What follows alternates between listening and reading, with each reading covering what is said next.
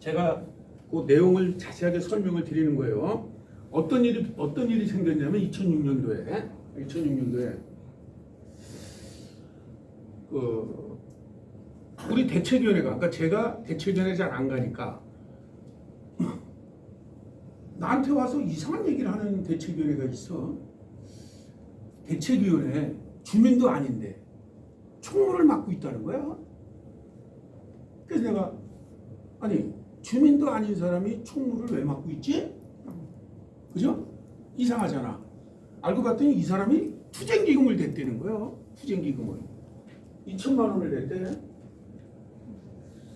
근데 이 사람은 총무를 안 쳤다는 거예요. 이호승이 기조대로 하면 이게 맞아 안 맞아? 안 맞아. 안 맞는 거죠? 네. 저는 조금 전에 여러분 얘기했듯이 현지에 살았거나 자기 재산이 있거나 이런 사람들이 권리가 침해당했기 때문에 정부랑 싸우든 시공사랑 싸우든 지방자치랑 싸워서 떳떳하게 가져오는 거지 돈 넣고 돈 먹기가 아니죠. 돈이 없으면 없는 대로 자구수단을 연구를 해야 되는데 돈들이 없다고 그래서 투쟁기금을 차입을 했다는 거예요. 그 다음에 문제가 뭐예요? 이 사람에게 협상권을 준 거예요. 응? 협상권을. 그러니까 협상을 이놈 인간이 다 해가지고 주민들에게 나눠주듯이 주는 거예요. 그래서 내가 이 사람이 도대체 정체가 뭔가 했더니 그 전에 여러분 2006년도에 어떤 일이 벌어졌어요. 서해안 관광지화 되는 사업이 벌어진 게 있어요. 근데 거기에 이제 이런 그 조폭이라든지 이런 애들이 미리 그 투자를 해. 근데 재미 본 애들도 있고 재미를 못 본 애들 있죠. 이 중에 그 내용을 좀 아는 애들이 여기에 투입이 됩니다. 당연히 내가 이 당시 투쟁위원들이랑 공동대표를 맡은 사람한테 이거 정리하라고 그랬겠죠. 그죠? 여러분 제가 누구야? 저는 목에 칼이 들어와도 전철협의 정체성을 지키기 위해서 이걸 눈 뜨고 볼 수 없죠. 그런데 그때 당시에 14개인가 대책위원회가 있었는데 위원장들이 나를 다 속였어. 당시에. 네? 왜 속였냐? 그때 내가 몇 년 지나 살았는데 위원장들끼리 카르텔이 만들어진 거야. 카르텔. 줄을 딱 세워가지고 너만 많이 받게 해줄게. 너만 많이 받게 해줄게. 그러니까 위원장들이 나한테 다 속이고 회원들이 점점 나랑 멀어지는 거야. 여러분 이 전철협이라는 건요. 이호승이가 여러분들 이용해서 돈을 벌거나 이런 게 아니에요. 아시죠? 왜 내가 이 운동에 뛰어들었나라고 그렇게 설명을 하는데도 중간에 있는 임원들이 나랑 회원들이랑 차단을 시키는 거야. 그걸 안 게 내가 2011년도에.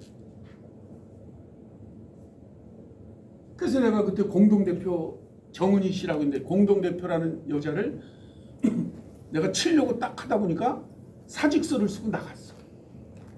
사직서를 쓰고 나갔으면 잘못했다고 사직서를 쓰고 나갔으면 반성을 해야 되는데 이것이 누구랑 붙었어? 바로 대장동 일당들이랑 붙은 거야. 그래 더 사건이 커졌겠죠. 그죠?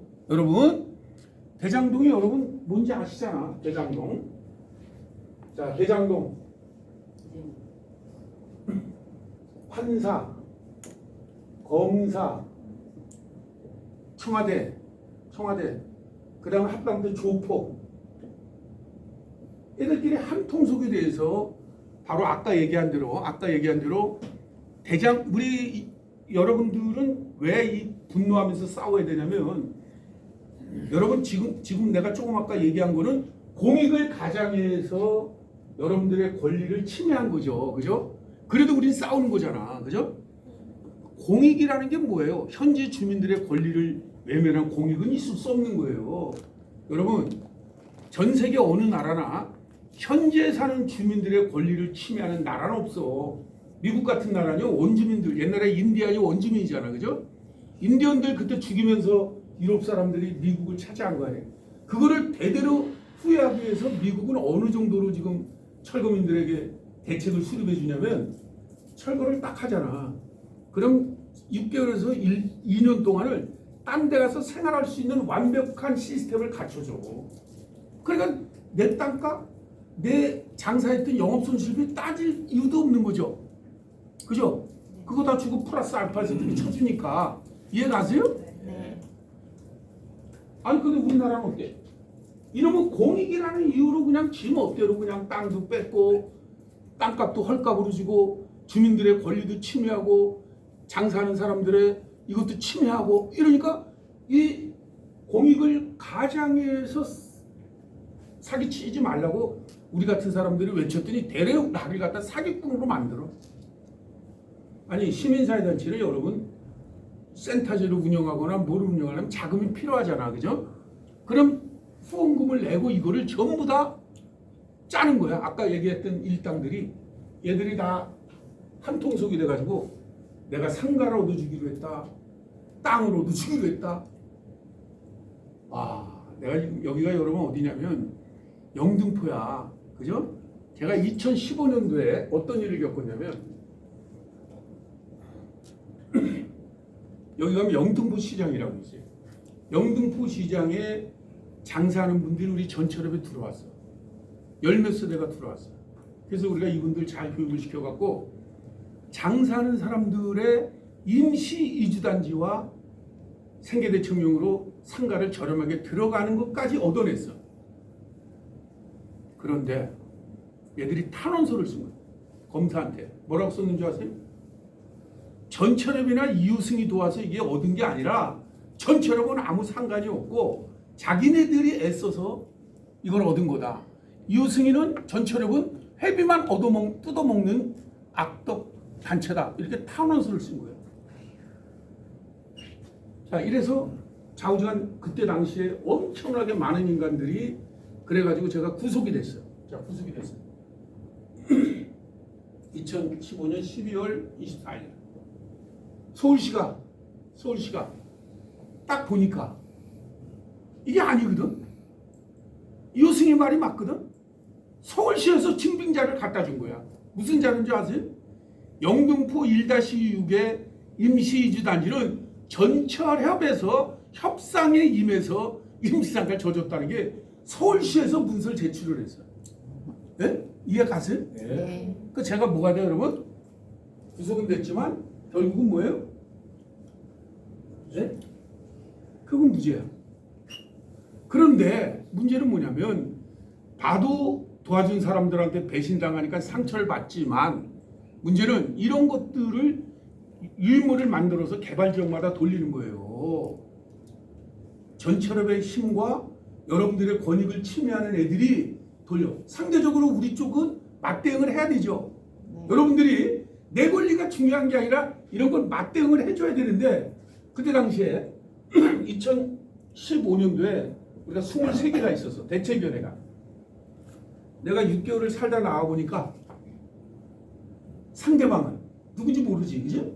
그것들은 이웃수인가 파렴치하게 저질러서 구속이 됐다라고 전단지를 만들어갖고 전 개발적에 다 돌리는데 우리 쪽은 시청구청에 가서 뭐라고 얘기하냐면 전철업을 탈퇴하는 조건으로 협상에 임한다라고 하고 있어. 응? 이 말이 돼, 안 돼? 안 돼요. 내가 그걸 알고서 하도 어이가 없어서. 근데 이미 그때는 늦은 거예요, 여러분. 제가 여러분들 2006년도 이후에 어떻게 하면 철거민들이 희생 없이 이길 수 있을까 하고 위상을 높이려고 제가 신문사도 만들고, 여러분 그때 당시에 신문사도 만들고 또 사단법인 생협도 만들고 또 사무처도 빵빵하게 문서 작업을 다 해준 거야. 대책위원회가 생기면 대책위원회 문서 작업도 다 해주고 또 그 법률 문제가 생기면은 각 시민사회단체랑 얘기해서 법률적 대응을 다 해주고. 자, 이게 운영이 되려면 한 달에 얼마가 들어가냐면 아무리 안 들어가도 1,500이 들어가는 거예요, 여러분. 예? 1,500 중에서 이웃승이가 갖고 가는 돈은 있지도 않아. 내가 여기저기 긁어모은 돈으로 여기다 보태야 돼. 그런데 구속됐다 나오니까 한 달에 얼마가 들어와. 여러분 그때 당시 구속됐다 나와서 어밀수 대표랑 봉은동 아니면은 벌써 우리는 무너졌어요. 아셨어요? 그런데 23개 대책위원회 중에서 그때 보문동은 없을 때구나. 엄대표랑 한 군데만 버티고 있고 나머지 21군데는 이런 거에 의해서 해명을 하거나 싸우지질 않고 전철업을 탈퇴하는 조건으로 협상에 임한다라고 각서 쓰고서 협상에 임하는 거야. 자, 그러면 전철업 조직이 어떻게 되겠어요, 여러분? 개판되는 거지.